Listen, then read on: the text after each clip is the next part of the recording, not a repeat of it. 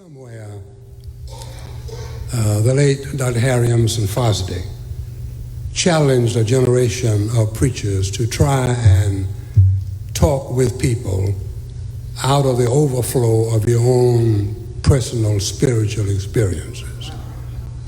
That when you stand to talk to people on the ultimate issues of life and death, as much as possible, try and draw from the overflow, not the undertow, but the overflow of your own personal spiritual experiences. And so today, on this marvelous occasion, I want to do that. I want to say a word about Judas Iscariot. And I want to entitle my message at this early hour, The Story of Judas. The story of Judas. What a strange topic for an early hour, the story of Judas, the story of Judas. Would you say that? The story of Judas, the story of Judas. We were in prayer meeting on a recent Thursday night singing one of the great hymns in our old Baptist standard hymnal, number 460. Lord, I want to be a Christian in my heart. Lord, I want to be more loving in my heart. Lord, I want to be more holy in my heart. Lord, I want to be more like Jesus in my heart. And then that last verse, Lord, I don't want to be like Judas in my heart. And so, a fresh way, several Thursday nights ago, I asked myself the question, what in the world did Judas Iscariot do more than 2,000 years ago that has kept the church singing, Lord, I don't want to be like Judas in my heart? I pulled down one of the great books in my library, the late Dean Charles R. Brown, a dean at Yale Divinity School many years ago, a great book entitled These 12, and there's a chapter in there entitled Judas, the man who might have been. Then I pulled down Dr. Benny Mays' classic book among his many books entitled Disturbed About Man. There's a chapter in there entitled Be Kind to Judas. And then, more importantly, I reread again a marvelous verse that you'll miss if you read too fast, found in Acts chapter 1, verse 16 and 17, as Peter spoke of Judas and said that he became guide to those who arrested Jesus. He used to be one of us. He had attained tenure among us. The late Clarence Jordan translates that marvelous verse by saying Judas was in cahoots with those who arrested Jesus. He was, past tense, one of our number. He had attained tenure among us. Judas. The story of Judas is a story of exposure and opportunity. The story of Judas is a story of high and noble adventure. Jesus called him for messianic intimacy. Judas walked with Jesus in the high country as the Master began to share with him the secrets of this new God movement. Judas was with Jesus that day when in Bethany he called Lazarus back from the dead. He was there. That day when that lunatic running through the cemetery with chains dangling from his ankles and wrists, and then Jesus cleaned him up and left him sitting at his feet, clothed in his right mind. Judas was there. He was there that day when that ship storm-tossed on the Sea of Galilee, and the Master was awakened from his sleep, and Jesus whispered to the winds, peace be still. Judas was there. The story of Judas Iscariot is a story of high adventure. Jesus called him to be one of the 12, to walk with him into the high country, to share with him the secrets of this new God movement dawning in him. The story of Judas is the story of opportunity and adventure and exposure. I have a wonderful middle name. My first name is Harry. That's a common name. Harry, Dick, Tom, and Harry. That's a common name. But my middle name is Starks, a great man. Graduated from Morehouse College in the second class. Graduated from Morehouse College, 1867, 1869. Dr. Joseph John Starks, first black president of Benedict College, when Mama was with child in 1931 with me.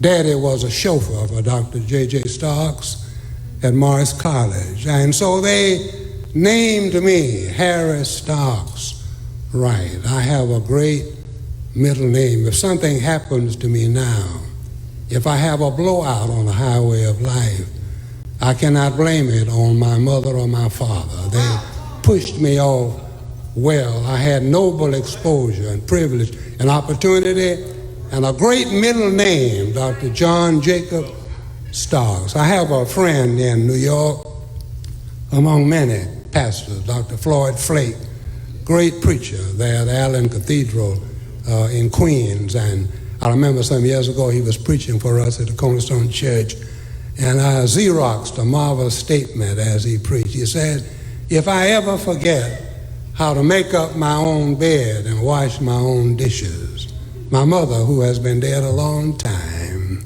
will get up from her grave and come back and slap me.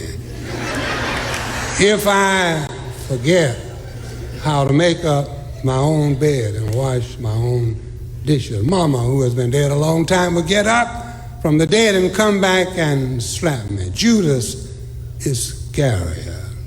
The name rings with noble and high adventure and exposure. Jesus, God's Son, picked him to be one of the 12, to walk in the high country with him. Judas Iscariot ate fish sandwiches with Jesus around the Sea of Galilee. His name rings with high and noble adventure and exposure. Judas Iscariot, picked by the Master to walk into the high country with him. His name means exposure, but beyond that, his name means failure. When we think of Judas Iscariot, we think of tragic failure. Judas tumbled down mysteriously from the lofty heights of messianic exposure. I like that statement, and I want to say it again. For some strange reason, Judas Iscariot, having walked with the Master, having eaten fish sandwiches around the Sea of Galilee with Emmanuel, for some strange reason, something happened. Judas flunked and failed and toppled down from the lofty heights of messianic exposure. Nobody knows why Judas flunked and failed. He walked with the Master. He was there when Jesus raised Lazarus from the dead. He'd been dead 4 days, and there was a stone at the door of the sepulcher, and the Master called him out, and Judas was there. He walked with power, and for some strange reason, Judas flunked and failed and dropped the ball and tumbled down from the lofty heights of messianic exposure. Nobody knows why, but we know what. Peter anchors him down in the soil of New Testament history by saying he was there. You read it, Acts 1, verses 16, 17. Peter in the upper room, sandwiched in between Ascension and Pentecost. Jesus had died, he has been resurrected, he has been lingering around for 40 days, and now he has been ascended from the slippery slopes of Mount Olivet back to glory. 10 days later, Pentecost. But in between Ascension and Pentecost, in an upper room in Jerusalem, 120 people are in prayer. Jesus' mother is there. Some women from Galilee. 11 disciples are there. They're in prayer, and Peter calls this prayer meeting into executive session in order to fill a vacancy in their apostolic ranks. Judas is no longer there, and power for evangelism won't come down until that vacancy is filled. And Peter, in that marvelous verse, you'll miss it. If you read too fast, you'll miss it. Peter says Judas was with those who arrested Jesus. On that Thursday night, after Passover, when we came out of the garden of prayer, and Judas was with that posse that night, he fingered Jesus. It was you. He was with that posse. Judas kissed Jesus and identified he was there. We don't know why, but we know what. Peter anchors him in the dust of New Testament here. He was there. He was with that gang when they arrested Jesus. Thursday night, early Friday morning. He used to be, notice the past tense, he used to be one of us. He had attained, I like this, apostolic tenure. He flunked. He failed. He dropped the ball. He tumbled down from the lofty heights of messianic intimacy.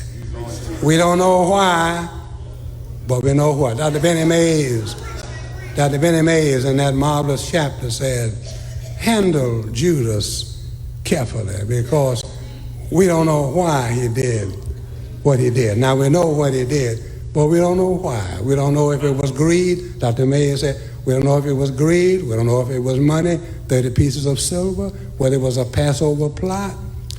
We don't know if Judas loved Jesus so much that he figured that if he would trigger him to use his messianic power, then he would break the yoke of Rome.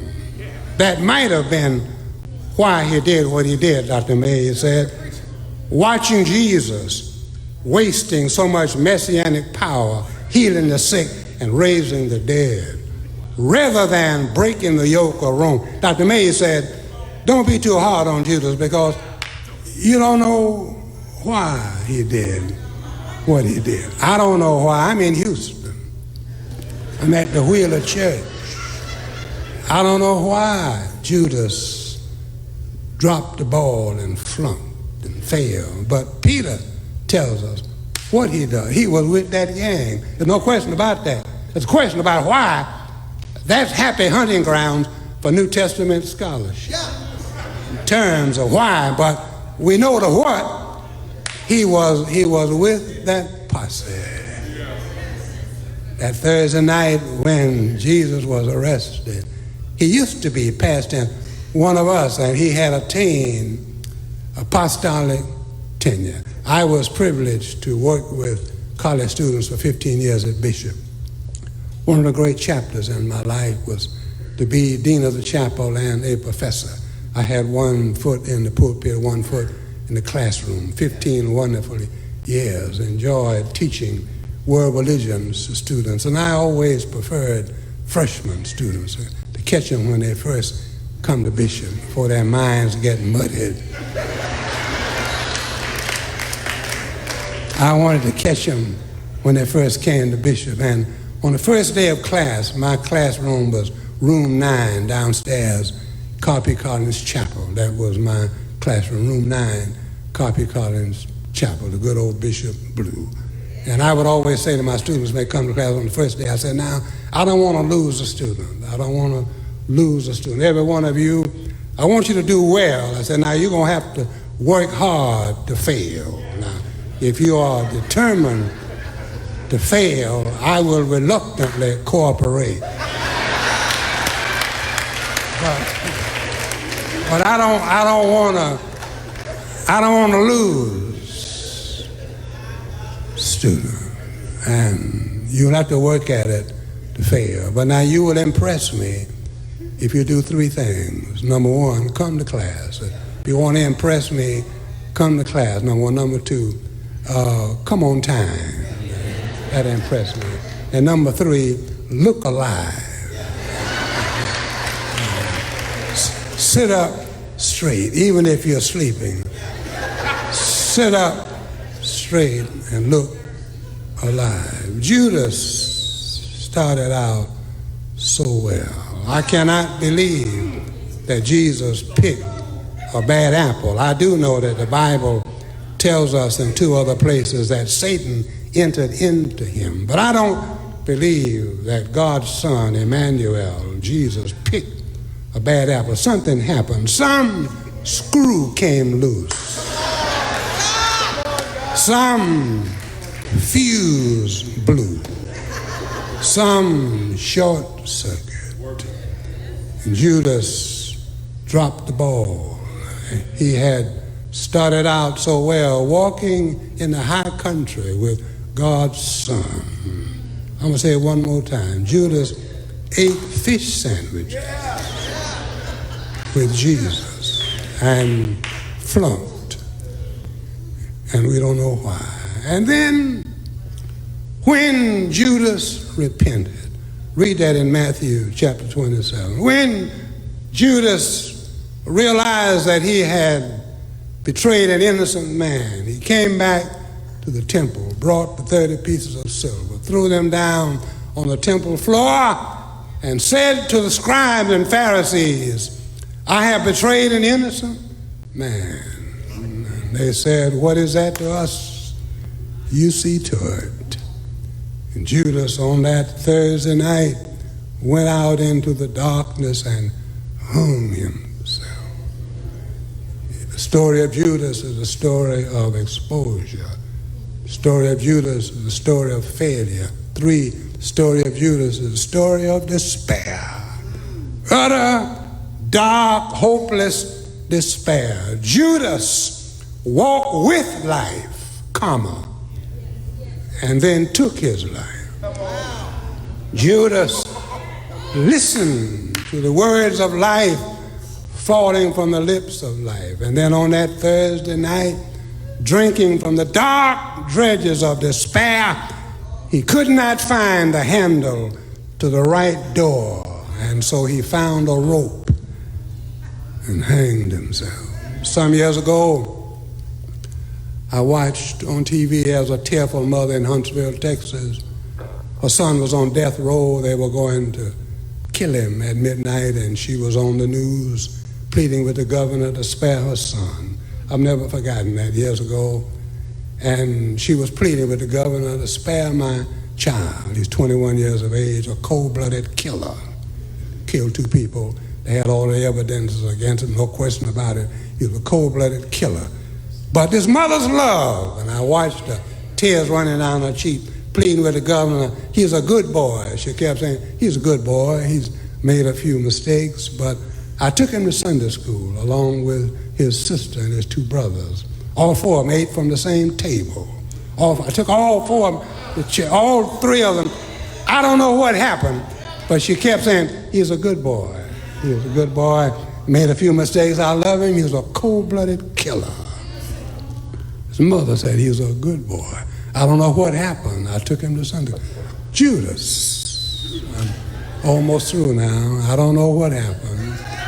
He started out so well. He was one of the 12. The master picked him, shared with him the secrets of the coming kingdom. And for some reason, he dropped the ball. And then when he dropped the ball, he couldn't find the right handle to the right door to handle his despair.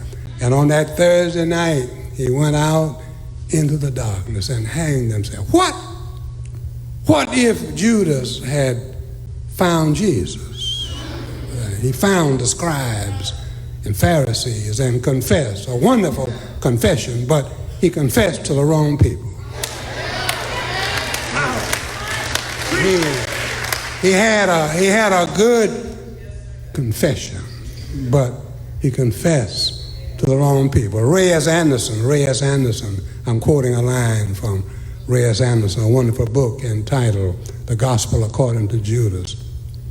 And Ray Anderson said that if Judas had found Jesus that Thursday night down in the Praetorium as he was being bumped from court to court, from Caiaphas to Herod to Pilate, all night Thursday night and Friday morning, if Judas, instead of looking for a rope, had gone down to the Praetorium and found Jesus and confessed to Jesus, or if later on, Friday morning, when Jesus was on his way to Golgotha, even Friday afternoon when his blood was running into that old rugged cross, if Judas had found Jesus, Ray S. Anderson said, that wouldn't have been too late if he had looked up at a dying Savior.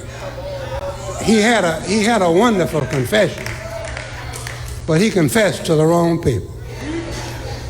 Judas, the dying thief, next to Jesus, picked up his non-stop ticket from Golgotha to glory.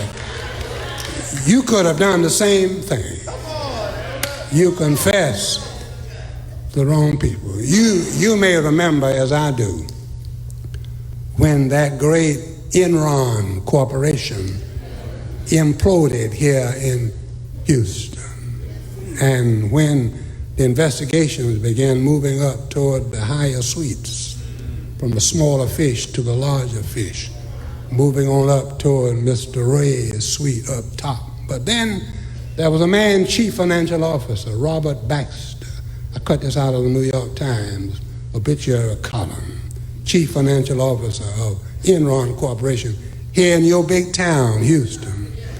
When the investigation closed in on him, Mr. Baxter, young wife, 4 children, got in his car, drove out to a nearby lake, opened his glove compartment, took out a pen and a pad, and wrote a note to his wife and 4 young children, and closed that note by saying, I do not have the inside resources to face tomorrow.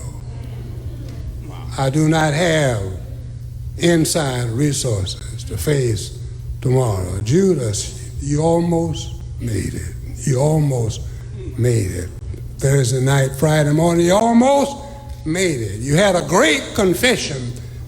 You confessed to the wrong people. I'm through now.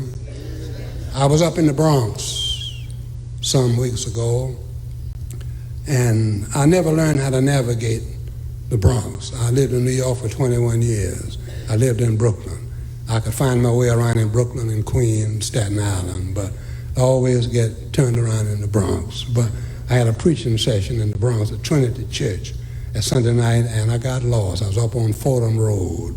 And so I did what any sensible person ought to do.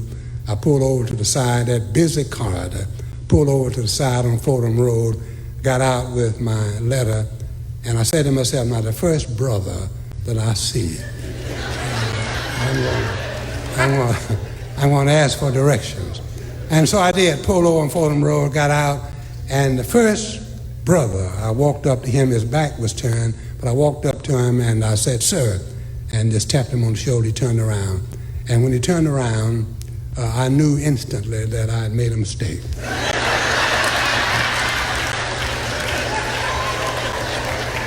I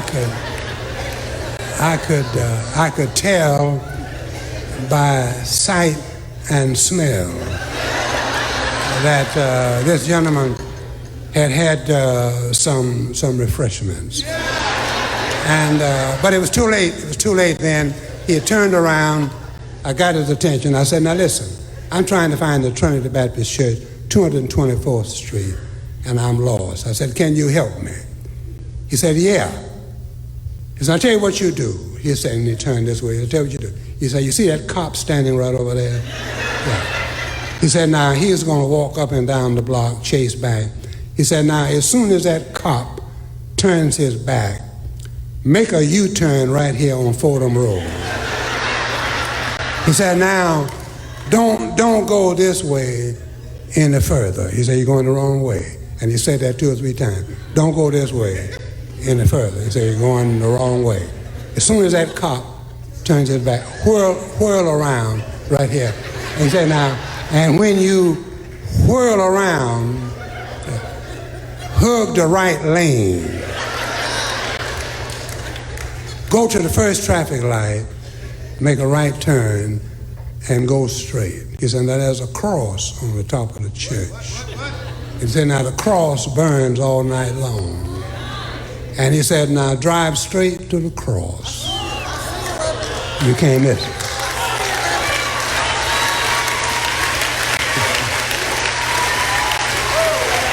He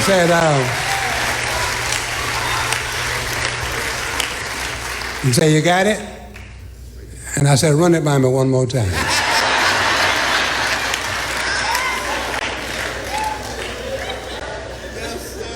When that cop turns his back, don't go this way. You're going in the wrong direction. Whirl around now, right here. Hug the right lane. Turn right at the light. Drive straight to the cross. The story of Judas Iscariot is a story of noble exposure, tragic failure, dark despair, but that's not our story. Our story is hope. There is no night so dark, there is no pit so deep that the long arm of God's grace cannot reach down to save. Pastor Clementa Pinckney and 8 martyred innocent people in Charleston would have me say today, there's always a light burning up ahead. There's a bright sign somewhere.